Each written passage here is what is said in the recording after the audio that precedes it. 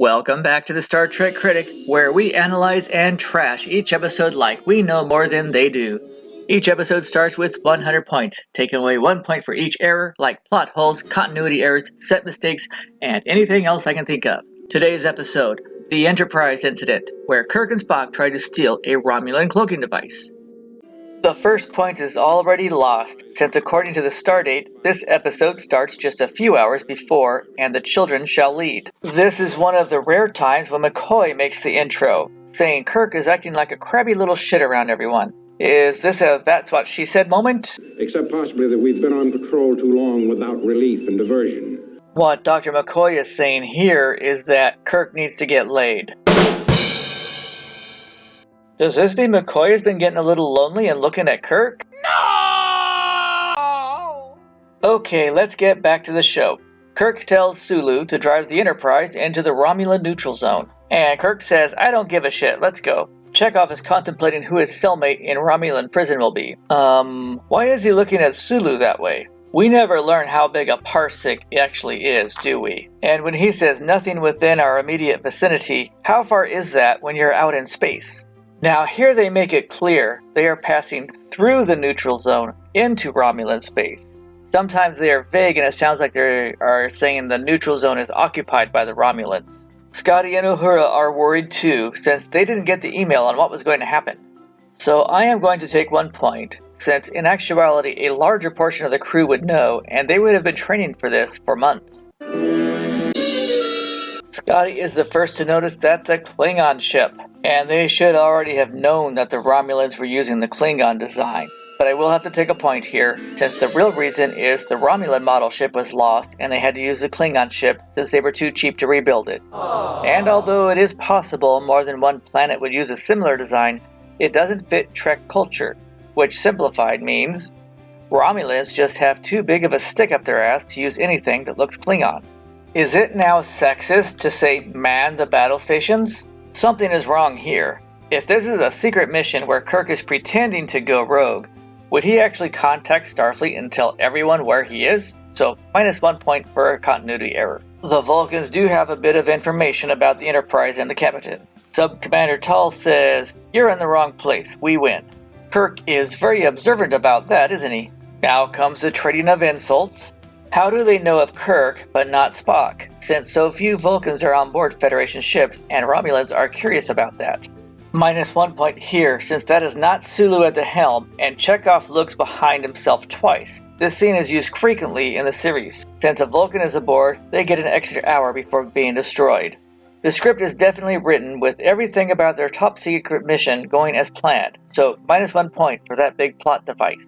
Either they are really far out in space, or subspace radio was really slow in those days. How much do you think this would sell for on eBay?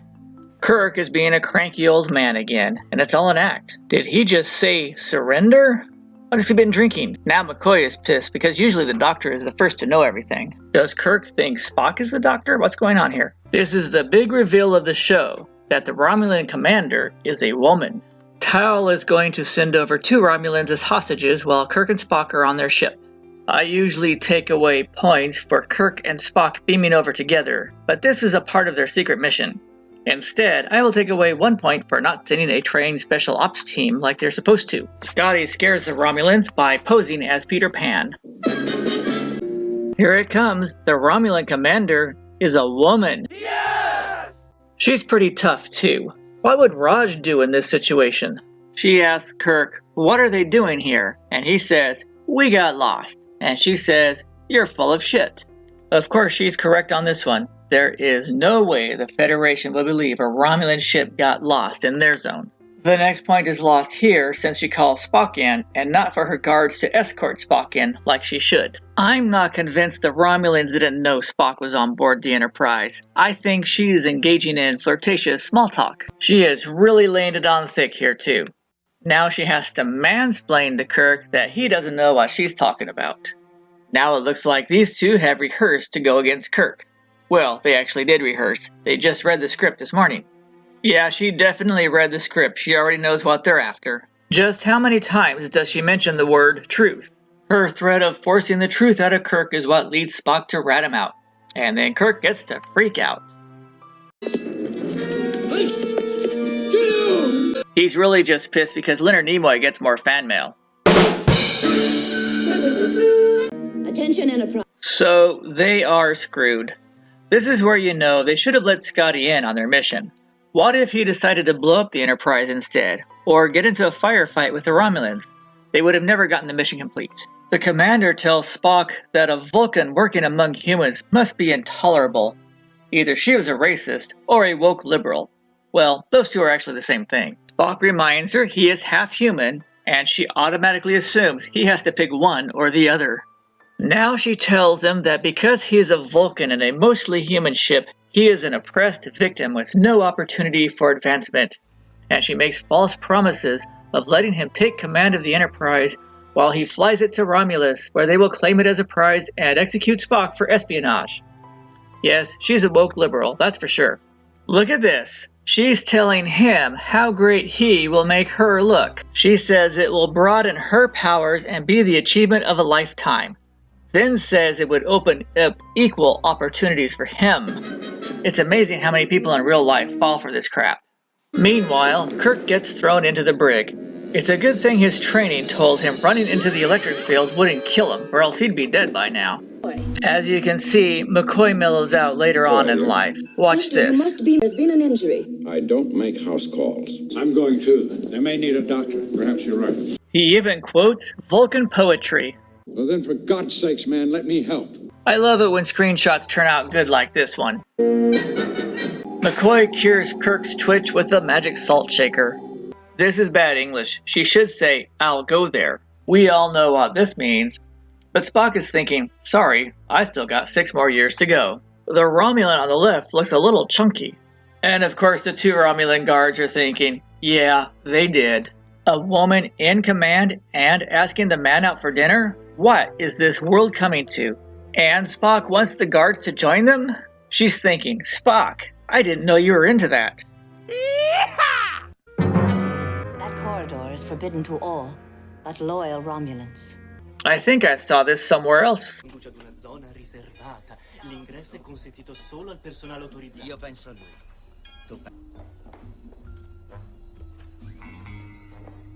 McCoy says Kirk is a bratty teenager. She's sneaky. She lets McCoy diagnose by Starfleet rules and not Romulan. Why is she telling Spock to command the ship? He doesn't really work for her. Now McCoy must know something is wrong, since Spock is siding with the Romulan and telling him to go be a doctor.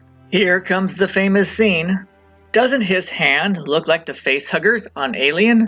That's a crock. He looked pretty prepared to me. Of course, if the Romulans actually studied their distant cousins, they would know there is no such thing as a Vulcan death grip. It's a good thing, though. If the Romulans knew, their whole plan would be thrown right out the window. The captain is dead. The captain is dead? Are you sure? Then why are his nostrils still flaring? Nurse Chapel is about to make a startling discovery. She quotes her favorite Gene Wilder movie. He's alive! Alive! Alive! It's alive! It's alive! The next point is lost since Kirk opens his eyes, then when he closes them again, it's just the same scene backwards. But I didn't record that part. Now we learn the big secret they kept from the Romulans. But seriously, they really should have known that. McCoy is right here. There are just too many variables they didn't account for in their plans. Kirk thinks he is a zombie. This is the whole reason why Kirk and Spock are the only ones who know about the operation. But there are still too many things that can go wrong unless everything goes as according to the final script in the show. Wait, Kirk wants to operate on McCoy? Now McCoy tells Scotty to go to the sick bay, and Scotty's like, are you kidding me? Look out your window. Is this comment now considered insulting to Vulcans? The next point is lost here since they didn't have any Romulan uniforms already. What if they didn't beam over, or were the wrong size? I hope she is better at cooking foreign dishes than Mary was. French fries and French dressing and French bread and to drink, ta-da, Peru. Wait, did they just copy themselves again? Same show, same movie.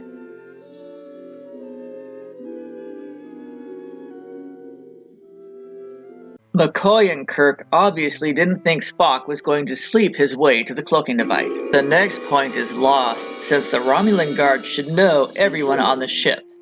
This ship isn't that big, and how do they beam in with the shields up?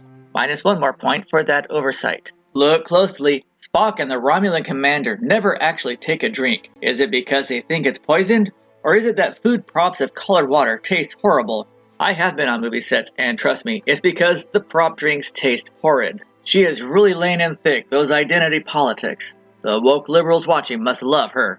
This really isn't true, since he just ratted out the captain and saved the crew from any accusations. I'm sure Spock is glad to hear this, since his bride last year was a logical, witch. Be careful, Spock. This just means you're going to fly the ship to your own execution. So, I wonder what they have planned for this extra hour. She even tells him her first name, which we don't get to learn until she gets a Star Trek book written about her. The next point is lost here for her tunic being too short and showing off her butt cheeks. Spock learns Kirk is already on the Romulan ship.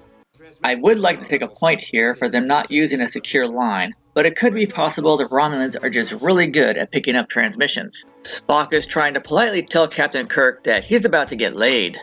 And William Shatner's thinking, hey, that's my job on this show. Ironically, she's wearing more now than before. This is called logical sex talk. Be careful on what you see next. It might not be appropriate for all audiences, and I don't know how they got away with it on 1960s TV. But look, Spock and the Romulan commander are fingering each other.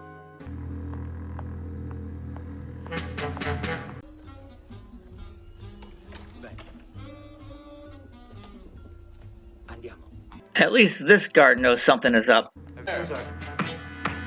Their romantic talk is pretty boring, but look at how polite Spock is. Just a reminder to all the young kids watching that logically, you should always ask first. Oops, she already cried out somebody else's name. And she gives him the okay. Tal says there was an alien transmission, and her response is, Tal, you fool, that's what I was working on. Spock's thinking, I'm screwed now. Of course, the quickest way to give Kirk more time is to distract her with the truth. Of course, he's thinking, I guess I'm not getting laid now. The first thing going through Kirk's head is, the cloaking device is Sargon merged with Nomad. We're in big trouble now. How did Kirk not see that guy? So, -1 point. Kirk sings his favorite Who song 2 episodes in a row now. This Romulan isn't falling for it at all, but he still got whacked. Here comes the posse. And -1 more point, because this super secret sensitive cloaking device is just too easy to steal. The next point is lost, since Scotty is supposed to be on the bridge, or did he not watch his last scene? Now she realizes Spock just seduced her for the cloaking device, and gives him a good whack. He's really just stalling for time. According to the star date, only 30 minutes have passed, so -1 point. And another point is lost for the captain's log talking down to the audience after the commercial break. And another point is lost. If there is so little time, why was he able to change back into his uniform? And where is home? A starbase? So -1 point. The commander is determined to take over the Enterprise, but should have said, do it now. It seems like she is stalling for time just like Spock is doing. In reality, she's looking for a good excuse to bone him before she has to kill him. She says, execution is both painful and unpleasant. No shit. This is called, I'm stalling for time so they can beam me out of here. It should take about 20 minutes. Recording. Never, ever say this phrase, especially into a recording device. Spock should know that, so -1 point. And this isn't true. He just started. He's got 19 minutes left at least. Chekhov is having trouble finding Spock, but once he finds him, Kirk should say, beam him up now, instead of waiting, so -1 point. Didn't this scene happen in another Star Trek movie? Scotty, beam me up. Surprise. Unfortunately, when I'm making these videos, you don't see Uhura much. Her lines get cut. And you only see the guest female character much more. And the Enterprise really can't go to Warp 9, so -1 point. And when it comes down to it, you can't create a warp field when you're surrounded by 3 other ships like that, so -1 more point. And aiming at them is a waste of time because the Enterprise just left at 729 times the speed of light. There is no way they could be going at Warp 9. And there's no way he has them in weapons range. He had them surrounded and did nothing, so -1 point. And that's not true, he's got the commander. Who is this at the helm? It isn't Sulu like you saw before, so -1 point. The commander has a death wish. Scotty says his most remembered line of the series. Captain, I'm working as fast as I can. I don't know whether our circuits can handle this alien contraption. It'll likely overload. Scotty saves them all. Yes! Of course, what it really means is that they are also invisible to the sensors. Kirk says to make a U-turn at warp 9.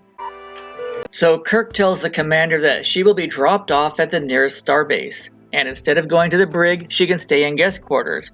But what about the 2 naked Romulans in the brig? Or the fact that Spock left a confession that he planned the whole thing? That will cause a lot of friction between the Vulcans and Romulans in the future, and then this is going to happen. It's all their fault, or just job security for the next generation. While Spock and the commander leave, Kirk lets out a really good fart. Now comes some really mushy Romulan-Vulcan love talk in the elevator, where they both dance around the subject that they really just wanted to jump each other. Before they part ways forever, the commander takes a chance to grab Spock's boob. That expression means he liked it. That wasn't his choice at all.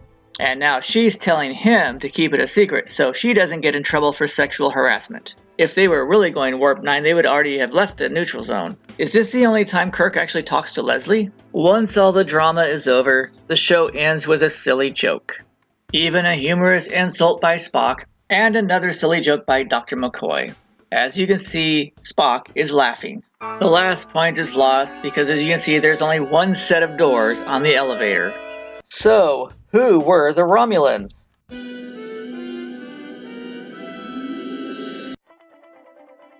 Richard Compton was married to Veronica Cartwright from Alien.